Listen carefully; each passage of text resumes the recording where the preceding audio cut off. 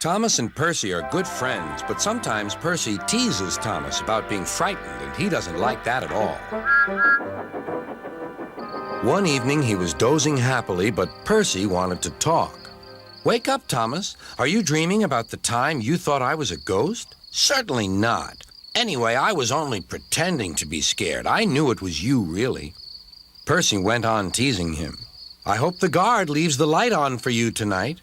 "Why?" asked Thomas. "I quite like the dark." "Oh, really?" exclaimed Percy. "I am surprised.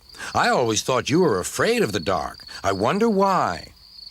Thomas decided to say nothing and went to sleep instead.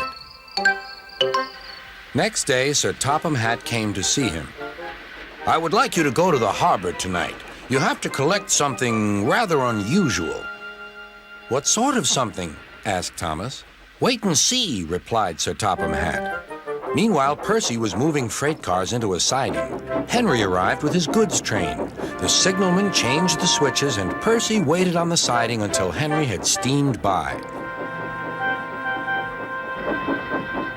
Then there was trouble.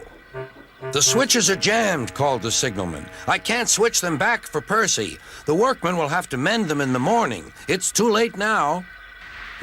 Said Percy's driver. "I'm sorry, Percy, but you'll have to stay here for the night."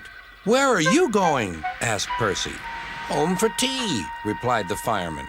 Percy was speechless. He watched as the other engines went home to the shed. Nighttime came, and Percy began to feel very lonely. "Oh, dear," he murmured. "It's very dark." Oh, what's that?" It was only an owl, but Percy didn't realize this. "Oh, I wish Thomas were here too," he sighed.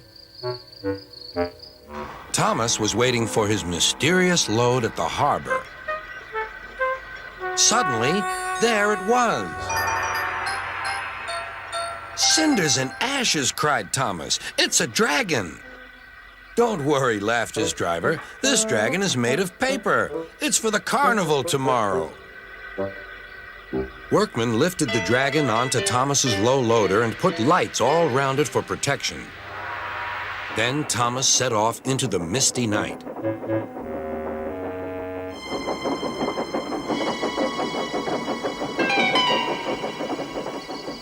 Percy was asleep on his siding and had no idea that Thomas was approaching him.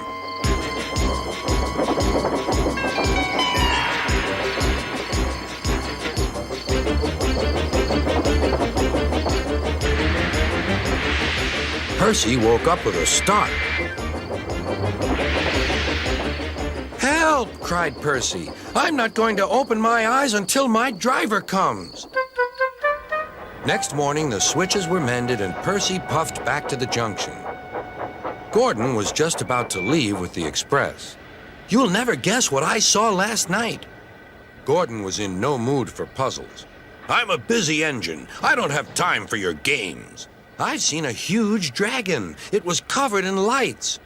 Gordon snorted. "You've been in the sun too long. Your dome has cracked."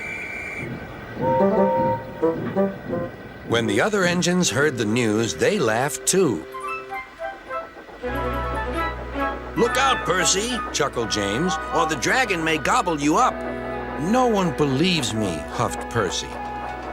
"Maybe I did imagine the dragon after all." But Percy soon found out that he hadn't. "Help! Save me!" cried Percy. "It's all right," whistled Thomas, and he explained about the carnival. "By the way, how was your night out?"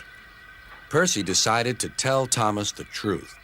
"Well, Percy," said Thomas, "maybe we do get scared sometimes, but if we're not afraid to tell each other, then that means we're quite brave, too."